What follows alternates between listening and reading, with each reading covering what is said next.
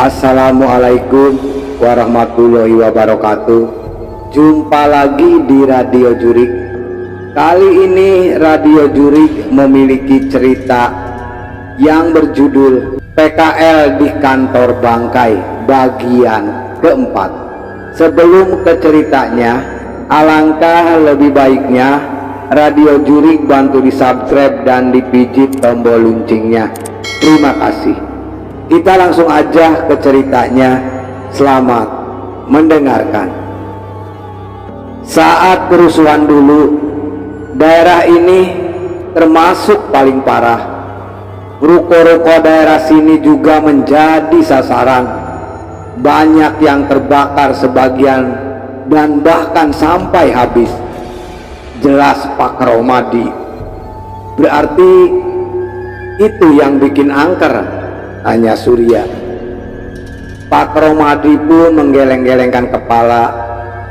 Ruko yang dipakai kantor kamu paling parah. Saya ingat waktu disuruh mengecek keadaan ruko setelah kerusuhan. Jelas pas saya lihat, saya langsung merinding. Ruko itu digunakan untuk menumpukan mayat-mayat korban kebakaran selama berhari-hari. Mereka bertiga pun menahan napasnya mendengar cerita dari Pak Romadi. Pak Romadi tidak menceritakan lebih detail. Ia hanya menceritakan saat ia memeriksa keadaan ruko. Sudah banyak jasad yang terbaring di sana.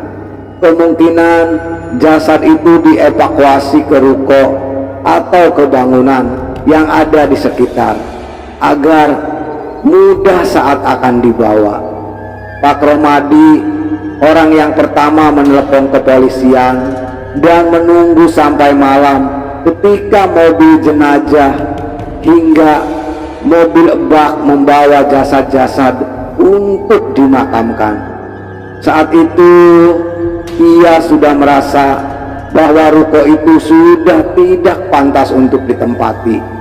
Ia merasa ruko itu sudah menjadi tempat yang angker setelah kejadian pembakaran itu dan berdiamnya mayat di sana selama beberapa hari.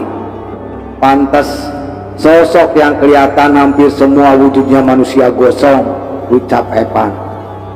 Emang lu pernah lihat, Pan? Tanya Surya. Lu masih sering rokok di kamar mandi belakang? Tanya Epan ke Surya. Surya menggelengkan kepala. Apa yang terjadi padanya di toilet itu membuatnya kapok. Emang ada apaan? Tanya Ari penasaran. Epan menjelaskan, ia pernah melihat dan sempat menggunakan kamar mandi di dekat gudang belakang. Dia sudah curiga dengan bau yang menyengat saat mau masuk ke kamar mandi. Kejadian sebelumnya membuat ia merasa akan ada hal yang mengerikan bila mencium bau bangkai.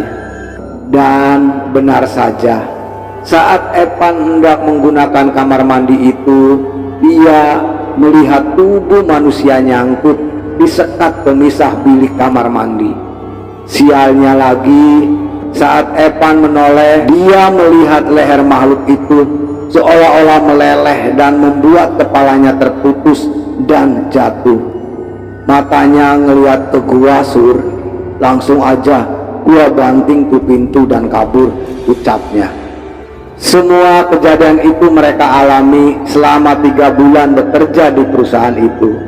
Sesekali mereka melihat karyawan lain yang memiliki benda-benda seperti pegangan untuk menjauhkan mereka dari makhluk-makhluk itu.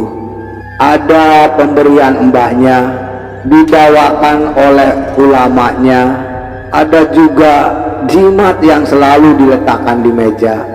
Tapi ternyata itu tidak menjamin mereka semua aman dari gangguan makhluk-makhluk itu. Berbeda dengan mereka bertiga yang hanya magang selama 3 bulan. Karyawan kantor itu masih harus tetap berada di sana demi nafkah untuk keluarga mereka masing-masing. Bos, pemilik perusahaan, bukannya tutup mata, Suatu saat mereka akan pindah, namun tidak dalam waktu yang cepat. Saat ini yang bisa karyawan lain lakukan adalah beradaptasi dan bekerja sembari berdampingan dengan sosok-sosok mengerikan tersebut. Setidaknya menurut orang pintar, teman si bos, makhluk itu mungkin mengganggu tapi tidak mencelakai. Lain dengan kasus Obe yang dikerjain penunggu di bawah tangga. Ternyata sebelumnya Obe itu pernah membawa pacarnya masuk ke kantor dan melakukan tindakan senonoh di sana. Akhirnya Obe itu dan pacarnya terkena sakit setelah melakukan hal yang senonoh di kantor tersebut, dan Obe itu akhirnya meninggal dunia. Sampai di sini selesai ceritanya, sampai di sini dulu ya. Selesai PKL di kantor bangkai. Terima kasih buat teman Radio Jurik yang sudah mengikuti channel Radio Jurik. Alangkah lebih baiknya sebelum meninggalkan Radio Jurik, bantu di subscribe dan dipijit tombol loncengnya.